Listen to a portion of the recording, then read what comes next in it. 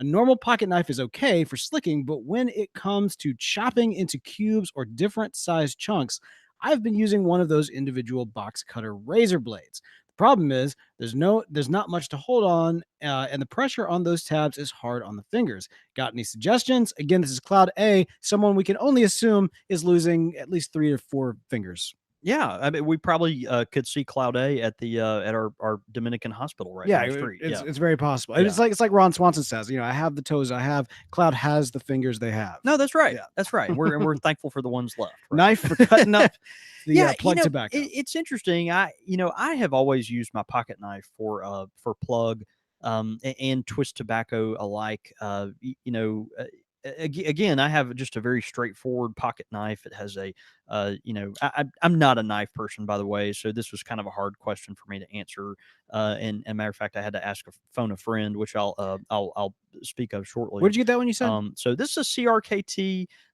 It's the M402 knife. I've used it. I use it every day. It's one of those knives that cuts boxes open. It cuts my plug I was gonna tobacco. say it looks nasty. Yeah, no, and most of that honestly is packing tape I that's on there. know. Most of that's packing tape, but it's cut my tobacco. It's picked this lunch out of my teeth. I mean, it's literally I use it for everything, right? You cut your tobacco. You got packing tape goo on it, I'm man. a redneck, dude. I mean, You tap it down with your little rusty nail while you're no, I mean at it. it's filthy. What do I mean, if I need to clean it, I just scrape it on the Uh-huh. back of my shoe and keep moving, right? Uh-huh.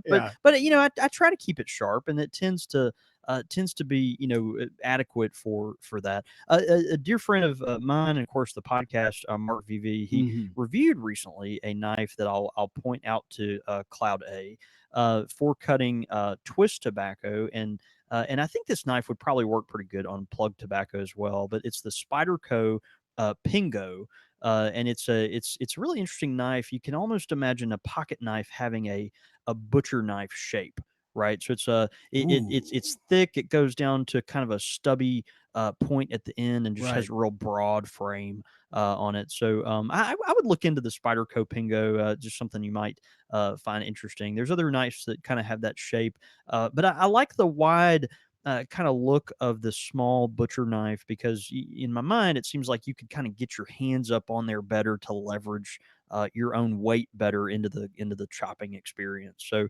that might be something you would look at. Again, any knife you use, you're going to need to keep it really sharp.